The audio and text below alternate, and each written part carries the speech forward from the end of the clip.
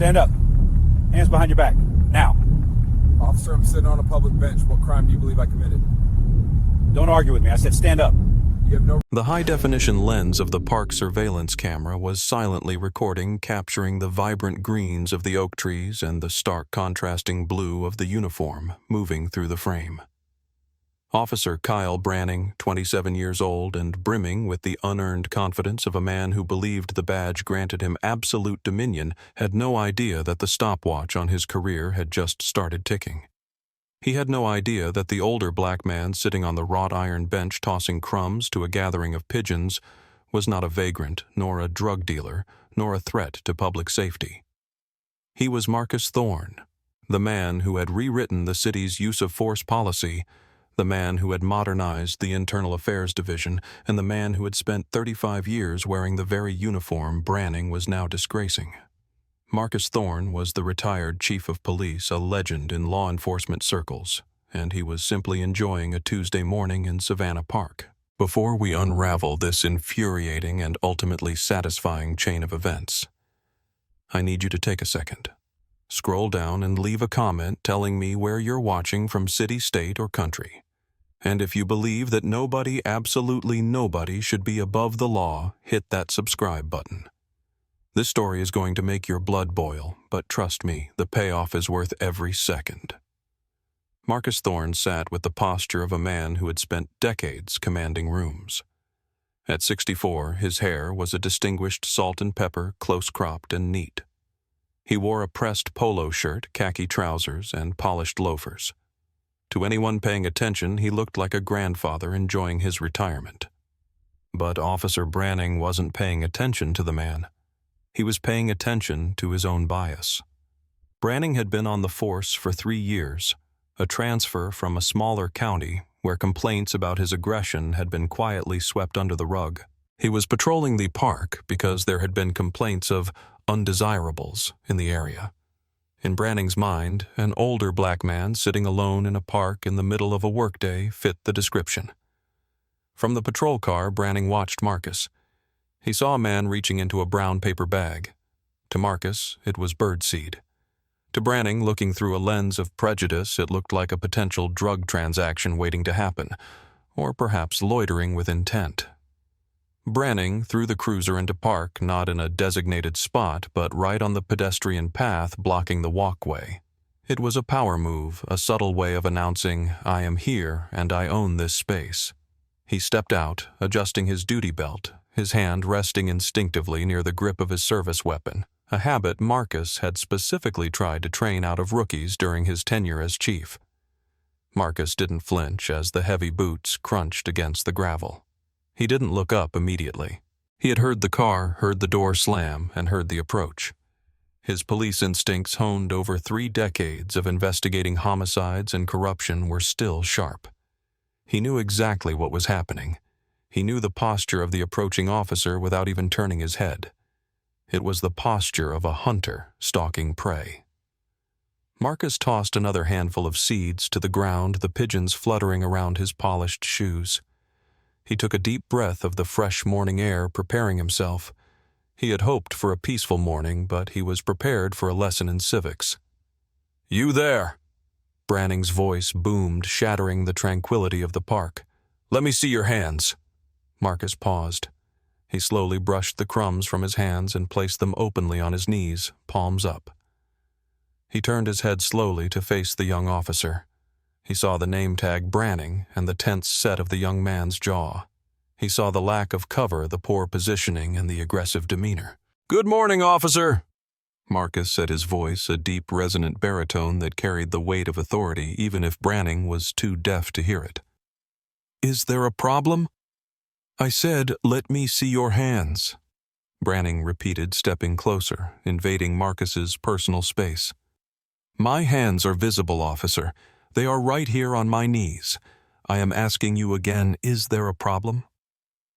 Have I committed a crime?" Branning didn't like the tone. He didn't like the vocabulary.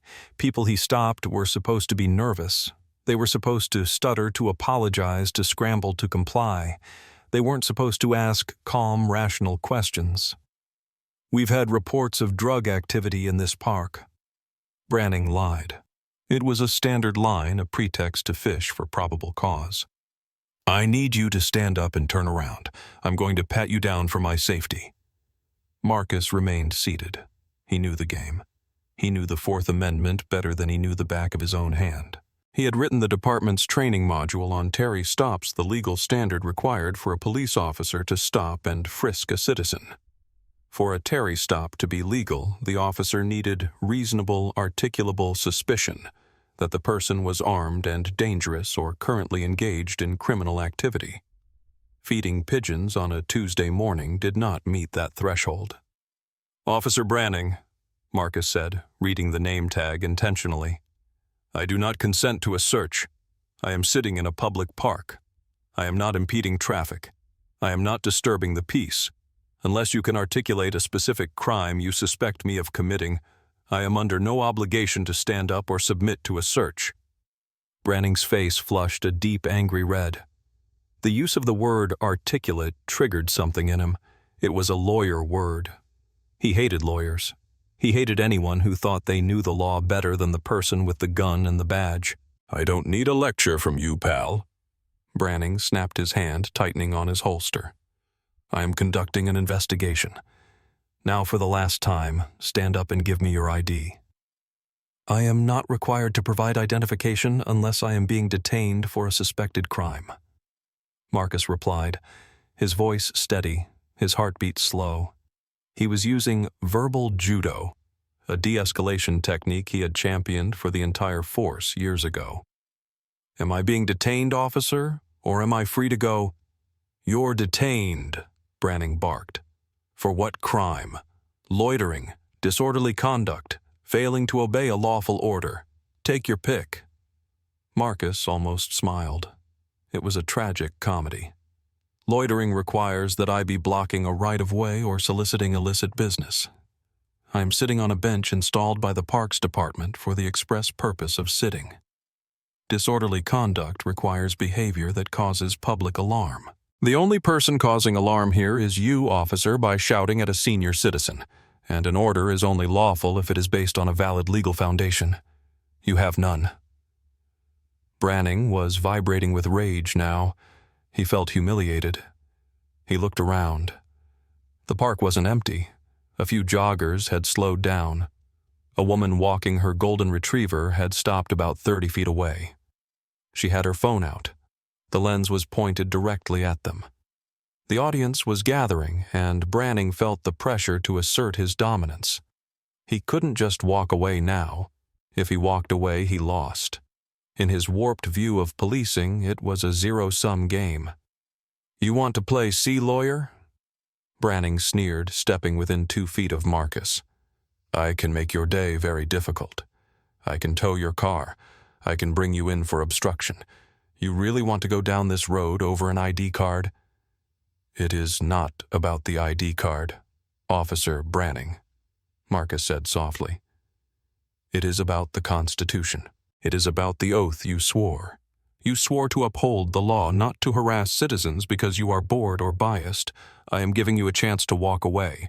You can get back in your car, you can continue your patrol, and we can pretend this violation of my civil rights never happened. I strongly suggest you take that option. It was a lifeline. Marcus was offering him a way out, a chance to save his career before he destroyed it. But Branning didn't hear a lifeline. He heard a threat. He heard an older black man telling him what to do, and his ego couldn't handle the inversion of the hierarchy he believed in. That's it, Branning said, pulling his radio mic from his shoulder. Dispatch show me 10:15 with one male subject at Savannah Park, resisting. I am not resisting, Marcus stated clearly, raising his voice slightly so the woman recording could hear. I am asserting my rights. There is a difference, officer. A very expensive difference. Branning didn't care. He reached for his handcuffs. The atmosphere in the park had shifted from idyllic to volatile. The woman with the phone was now narrating her voice, trembling but determined. He's bothering that man for no reason, she said to her live stream. The man is just sitting there. More people were stopping. A delivery driver pulled his truck over to watch. Branning moved to grab Marcus's wrist. Marcus didn't pull away, but he didn't help either. He went limp, a passive resistance that forced Branning to exert more effort. "Stand up!" Branning yelled, yanking on Marcus's arm. Marcus rose slowly, protecting his joints. He was 64, and while he was in good shape, he wasn't looking for a rotator cuff injury. "I am complying under duress," Marcus announced to the witnesses. "I am being seized in violation of the Fourth Amendment. This officer has failed to articulate reasonable suspicion. Everyone watching, please take note." "Shut up," Branning hissed, spinning Marcus around and shoving him toward the bench. "Spread your legs." "You are making a mistake," Marcus said, his face pressed against the cool morning air, looking at the grass. "A mistake that will end your career." "The only mistake I made was not dragging you in sooner," Branning retorted. He kicked Marcus's ankles apart harder than necessary. He began a rough pat-down, his hands moving aggressively over Marcus's pockets. He felt the wallet in the back pocket. "Is this a weapon?" Branning asked sarcastically, tapping the wallet. "That is my wallet," Marcus said. "Inside that wallet you will find my driver's license. Next to my driver's license you will find my retired credentials. I served 35 years in this department. I was the chief of police for the last 12. If you open that wallet, you will see exactly who you are manhandling." Branning paused. For a split second, a flicker of doubt crossed his mind. The man spoke with too much confidence. He knew too much procedure. But the doubt was quickly drowned out by adrenaline and cognitive dissonance. No way, Branning thought. A retired chief wouldn't be sitting here in a park. He's lying. He's trying to scare me. "Yeah, and I'm the police commissioner." Branning scoffed. He didn't pull the wallet out. He didn't check. He didn't want to check. If he checked, and the man was telling the truth, Branning was terrified of what that meant. So he chose willful ignorance. He chose to push forward, believing that once he had the man in a cell, he could figure out a way to spin the narrative. He could charge him with something heavy enough to force a plea deal. That's how it worked. That's how he had been taught by the older, cynical officers on his shift. "You have a chance to look," Marcus said, his voice dropping to a grave whisper. "Look at the ID, son. Don't throw your life away." "I'm done listening to you," Branning snapped. He grabbed the handcuffs from his belt. The metallic ratchet sound echoed in the quiet park. Click, click. The cold steel bit into Marcus's wrists. It was a sensation he hadn't felt in decades, not since he was a rookie acting as a decoy in sting operations. It was degrading. It was painful. And it was infuriating. But Marcus kept his face a mask of stone. He wasn't just a victim now. He was evidence. Every bruise, every insult, every tightened notch on the cuffs was building a case that would ensure this man never carried a badge again. "You are under arrest," Branning recited, "for obstruction of justice and disorderly conduct." "I understand," Marcus said. "I would like you to note the time. 10 to 14 a.m. You have arrested a retired chief of police without probable cause. You have ignored exculpatory evidence in my back pocket. You are proceeding with a false arrest." Branning shoved Marcus forward, marching him toward the patrol car, the walk of shame. But Marcus walked with his head high. He made eye contact with the woman filming. He nodded to her. "Keep rolling," the nod said. "Don't stop." Branning opened the back door of the cruiser and pushed Marcus inside. The hard plastic seat was unforgiving. The cage was cramped. The car smelled of stale coffee and industrial cleaner, a scent Marcus knew intimately. He had approved the purchase order for those specific plastic seats 10 years ago. He had signed the checks for the fleet maintenance. The irony was palpable. Branning slammed the door, sealing Marcus in. The young officer walked around to the driver's side, puffing out his chest, glaring at the small crowd that had gathered. "Show's over," he yelled. "Move along unless you want to join him." He got in the front seat, his breathing heavy. He picked up the radio. "Dispatch 10:15, one male in custody, en route to Central." Central. The first precinct. Marcus's old home base. He had designed the layout of the intake center. He knew the shift commanders. He knew the desk sergeants. He knew the custodial staff. The ride to the station was only 10 minutes, but it felt like an eternity. Branning didn't speak. He turned up the radio, blasting talk radio to drown out the silence. He was trying to pump himself up, trying to convince himself he had done the right thing. He didn't listen, Branning told himself. He failed the attitude test. You can't let people walk all over you. In the back seat, Marcus closed his eyes. He wasn't sleeping. He was memorizing. He was replaying every word Branning had said, every action he had taken. He was preparing his statement. He felt the cuffs digging into his wrists. Branning hadn't double-locked them, meaning they were tightening with every bump in the road. Another violation of procedure. Another point for the lawsuit. They pulled into the sally port of the first precinct. The heavy garage doors rolled down behind them, sealing them in the concrete belly of the station. Branning got out and opened the back door. "Let's go," he muttered, grabbing Marcus by the upper arm. They walked through the secure hallway past the holding cells where men banged on the glass. Marcus looked at them, young men mostly black and Latino, and wondered how many of them were there because of officers like Branning. How many careers had been ruined, how many families shattered because of an ego with a badge. They reached the booking desk. It was a high counter separated by reinforced glass. Behind the desk sat Sergeant Thomas Miller. Miller was 55, a career sergeant who had no desire to climb the ladder. He was good at his job, fair and observant. He had served under Marcus for 20 years. They had played poker together at the Benevolent Association fundraisers. Miller had been at Marcus's retirement party 2 years ago. He had given a toast. Branning shoved Marcus toward the counter. "Got a 10-15 for you, Sarge. Obstruction, disorderly, refused to ID. Real piece of work. Thought he was a lawyer." Sergeant Miller was looking down at paperwork. "All right, Branning, put him on the bench. Let's get the property." "He wouldn't give me his ID," Branning bragged, pulling the wallet out of Marcus's back pocket himself now. "Let's see who this guy really is." Miller looked up, bored, ready to process another number. Then his eyes locked onto the man standing in handcuffs. The color drained from Miller's face so fast it looked like he had been slapped. His jaw literally dropped. He stood up his chair, scraping loudly against the floor. "Chief," Miller whispered. Branning paused, holding the wallet. "What?" Miller didn't look at Branning.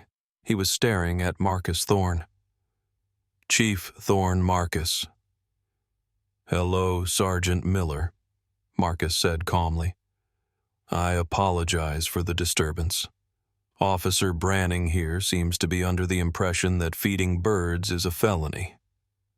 The silence that descended on the booking room was absolute. It was a vacuum that sucked the air out of the lungs of everyone present. Other officers who had been chatting near the coffee machine stopped mid-sentence. All eyes turned to the trio at the desk. Branning looked at Miller, then at the man he had handcuffed, then down at the wallet in his hand. His fingers fumbled as he flipped it open. There, sitting behind the plastic window, was the driver's license Marcus L. Thorne. And right next to it, the gold shield. The heavy, unmistakable badge of the Chief of Police retired, encased in leather with the inscription, 35 years of service. Branning felt his stomach drop through the floor. It was a physical sensation of nausea, a cold sweat breaking out instantly on his forehead. He looked up, and for the first time he really saw the man. He recognized the face now. He had seen it in the academy. He had seen the portrait hanging in the hallway of the very building they were standing in. He had arrested the man whose picture he walked past every single day. I... Branning stammered. His voice was a squeak. Sergeant Miller wasn't stammering. He was moving. He vaulted from behind the desk, bypassing the secure door, and rushed into the booking area. "Unlock him!" Miller barked at Branning. It wasn't a request. It was a command filled with fury. "Unlock him right now!" Branning's hands were shaking so badly he couldn't get the key into the handcuffs.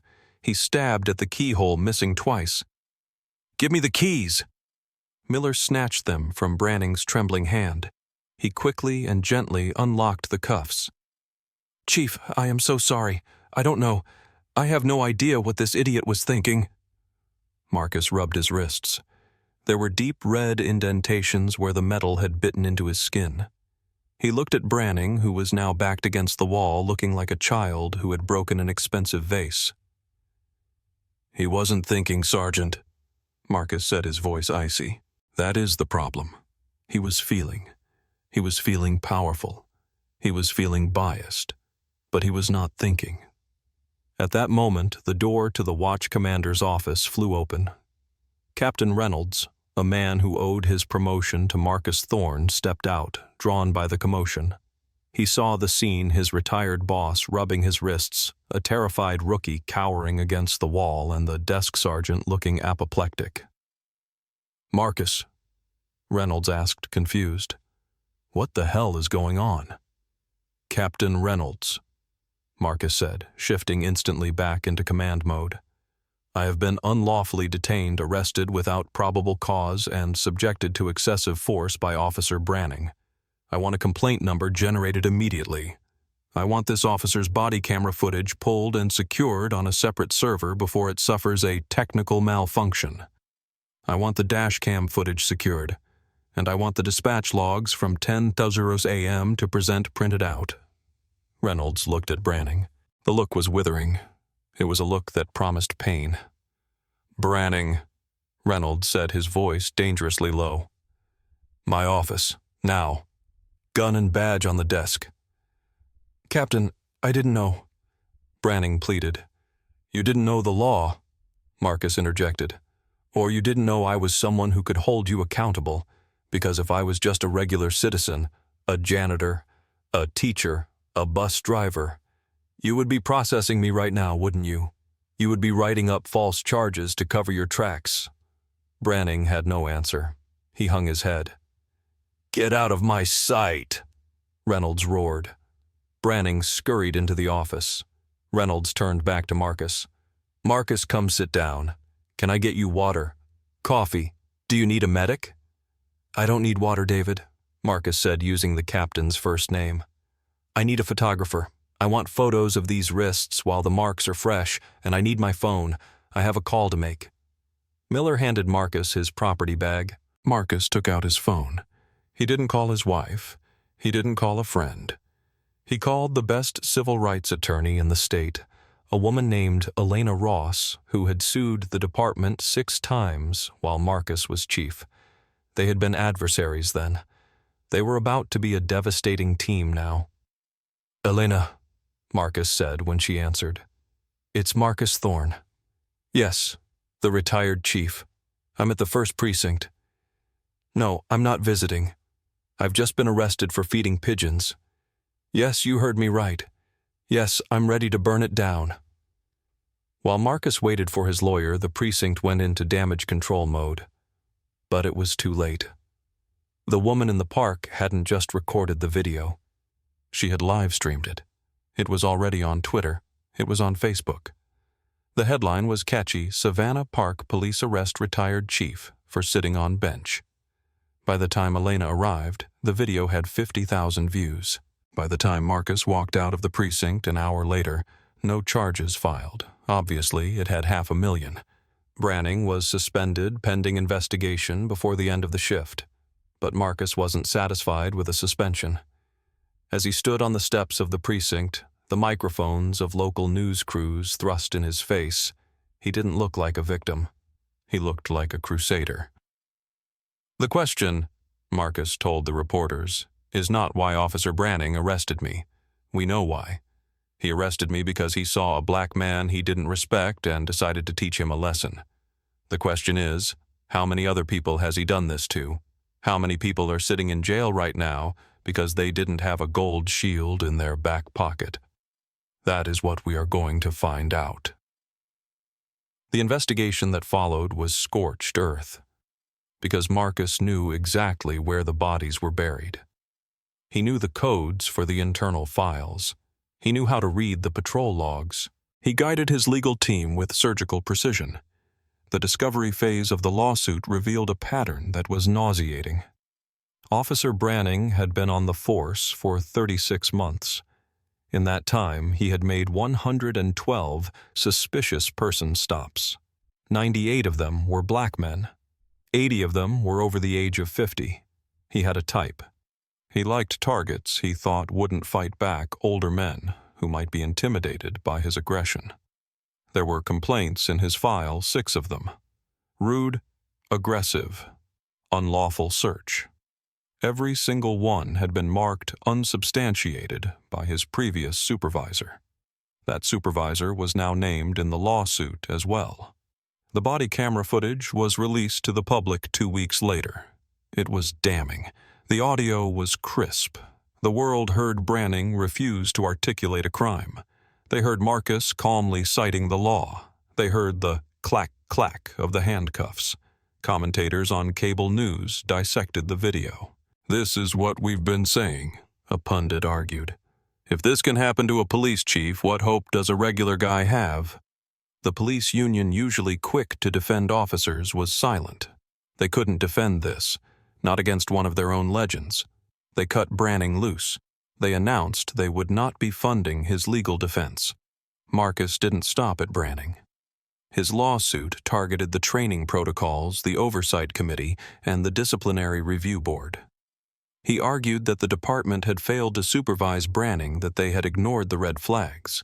The city attorney looked at the evidence, looked at the public outcry, and looked at the plaintiff. "We can't win this," she told the mayor. "Thorne will destroy us on the stand. He knows our playbook better than we do."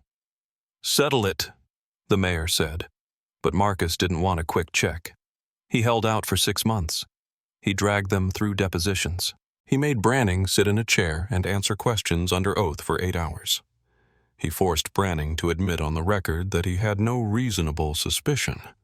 He forced him to admit he was angry that Marcus hadn't been afraid of him. Only after the department agreed to a consent decree, a legally binding agreement to implement a new independent civilian oversight board with subpoena power, did Marcus agree to talk numbers. The settlement was finalized on a rainy Thursday in November. The city agreed to pay Marcus Thorne $850,000. They also agreed to the structural reforms he demanded. Kyle Branning was fired, stripped of his certification, and barred from ever holding a law enforcement job in the state again. Marcus took the check. He didn't buy a boat. He didn't buy a vacation home. He deposited the entire amount into a newly formed trust, the Thorne Legal Defense Fund. Its mission was to provide top-tier legal representation for indigent citizens who had been victims of false arrest. A week later, the sun was shining again. It was a crisp, clear morning in Savannah Park. Marcus Thorne walked along the gravel path. He wore a heavy wool coat and a scarf. He carried a brown paper bag. He approached the same wrought iron bench where his life had changed months ago. He sat down. He reached into the bag and pulled out a handful of birdseed. He tossed it onto the ground. The pigeons, creatures of habit, descended in a flurry of gray and white. They didn't know he was a hero. They didn't know he was a millionaire. They didn't know he had just forced an entire police department to change its soul. To them, he was just the man with the food. Marcus watched them, his expression somber. He felt the weight of the victory, but it was a heavy weight. He thought about the fear in Branning's eyes, not the fear of doing wrong, but the fear of consequences. He thought about how fragile justice really was. If he had left his wallet at home that day, if he had been anyone else, the story would have ended in a cell. He took a deep breath, listening to the wind in the oaks. He was free, but he knew the work wasn't done. It would never be done. Thank you for reading this story. It's a stark reminder that authority without accountability is just tyranny. Marcus Thorne had the tools to fight back, but so many others don't. I have a question for you. Do you think the $850,000 settlement was enough? Or should the officer have faced criminal charges like kidnapping or assault? And have you ever been in a situation where you had to use your knowledge of the law to protect yourself? Let me know in the comments below. Your stories and opinions matter.